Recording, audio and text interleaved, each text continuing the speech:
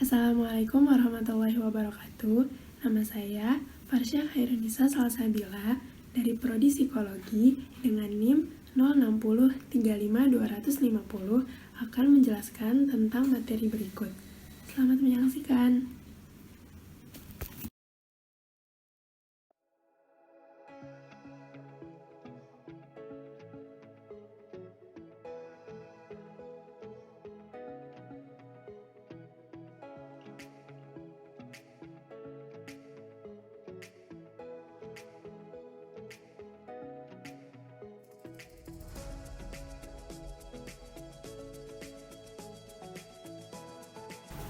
Beliau adalah Gordon Allport. Beliau lahir pada tanggal 11 November tahun 1897 di Montezuma, Indiana, Amerika. Beliau meninggal pada 9 Oktober tahun 1967 di Cambridge, Massachusetts, Amerika. Beliau memiliki pasangan yang bernama Ada Lukvin Gold dan memiliki anak yang bernama Robert Bradley Allport. Beliau menempuh pendidikan di Universitas Harvard dan Glenville High School. Allport memiliki teori kepribadian. Konsep utama teori kepribadiannya menyangkut motivasi yang membuat orang bergerak. Arus aktivasi itu memiliki unsur yang tetap atau trait dan unsur yang berubah-ubah atau fungsional autonomi.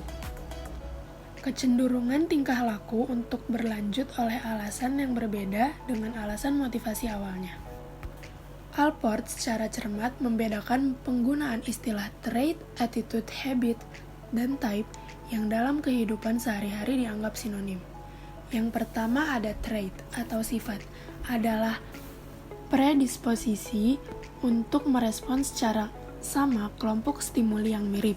Penentu kecenderungan yang bersifat umum dapat dipakai dalam lebih banyak situasi dan memunculkan lebih banyak variasi respon. Trait merupakan kombinasi atau taraf umum dari dua habit atau lebih. Yang kedua ada kebiasaan atau habit. Seperti traits, tetapi sebagai penentu kecenderungan, habit bersifat lebih khusus, hanya dipakai untuk merespon satu situasi atau stimulus dan pengulangan dari situasi atau stimulus itu. Yang ketiga ada attitude.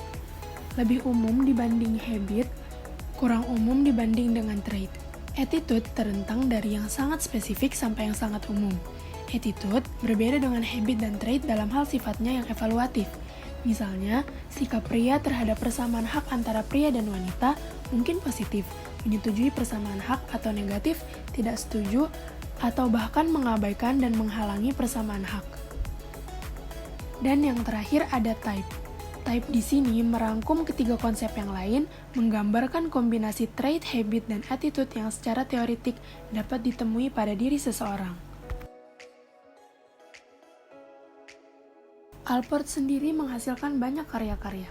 Di antaranya ada The Nature of Prejudice tahun 1954, Pattern and Growth in Personality tahun 1961, The Individual and His Religion tahun 1950, Becoming Basic Consideration for a Psychology of Personality tahun 1955, Personality, a Psychological Interpretation tahun 1937, The Use of Personal Documents in Psychological Science tahun 1942, The Nature of Personality tahun 1950, The Person in Psychology, dan yang terakhir ada Personality Traits, Their Classifications and Measurements tahun 1921.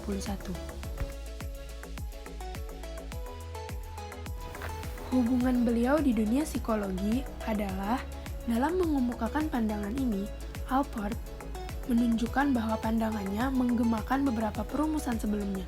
Misalnya, ucapan yang terkenal dari Woodward tahun 1918 bahwa mekanisme-mekanisme dapat ditransformasikan menjadi dorongan-dorongan. Dan perkataan Strand tahun 1935 bahwa fenomatif-fenomatif dapat menjadi genomotif dan pernyataan. Untuk mensahkan konsep tersebut, Allport menunjukkan pada observasi dari sejumlah bidang yang semuanya membenarkan adanya kecenderungan pada organisme untuk mempertahankan suatu respon tertentu, walaupun alasan semula untuk memberikan respon itu tidak ada lagi. Sekian penjelasan yang dapat saya berikan. Mohon maaf apabila ada kekurangan. Terima kasih sudah mendengarkan. Assalamualaikum warahmatullahi wabarakatuh.